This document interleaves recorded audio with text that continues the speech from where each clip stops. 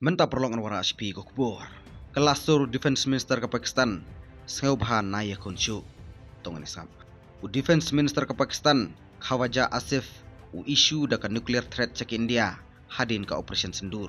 Hasif Ukraine cek Pakistan News Channel sama TV hakawi ke interview haka niru terikume. Wong unnum don weiru bandang lajim. Shushu Asif Wong ke Pakistan kan jubab haka tagarkom paka history kan sakan mau. Katma ke India ka bomla ban laj nyekiar ka jingit tengku kala ban wanjia haka nogon gopor. Ong Khawaja Asif lajar kata New Minister ke Pakistan kolaktin hadin babam ke India ki cakari leno. Namar bather namding ke India khandai tili ki target a Pakistan pada Pakistan okupa Kashmir. Wasif ong sha Bloomberg TV ka Islamabad ka kloy ban penkut ya ke jingle lada ka India ka sengeno.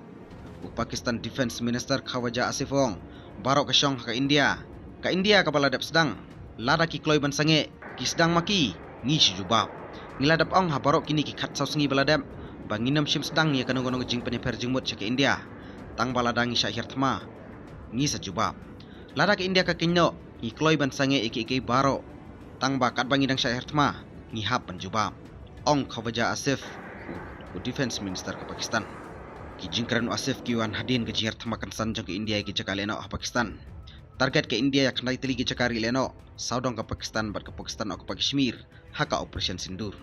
Ka India ka ong baka penjat igi jaka batrin yaw Ajmal Kasab badiu David Headley kileno banangti hagi jing tambor pahalgam. Ka India ka batairu balai ki khnai tili gi caka leno ki sya target ban ki sya penjat.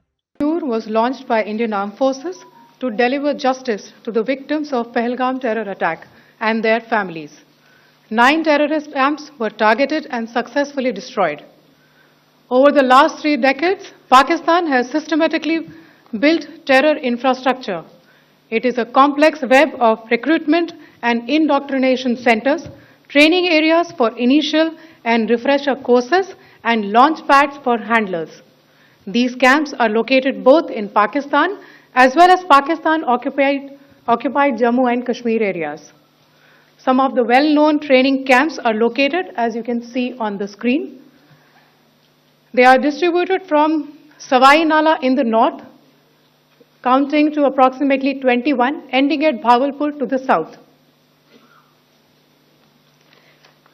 इन लक्ष्यों का चयन विश्वसनीय इंटेलिजेंस सूचनाओं के आधार पर हुआ ताकि आतंक गतिविधियों की रीढ़ तोड़ी जा सके और यह खास ध्यान दिया गया कि निर्दोष नागरिकों और सिविलियन इंस्टॉलेशन को नुकसान न पहुंचे.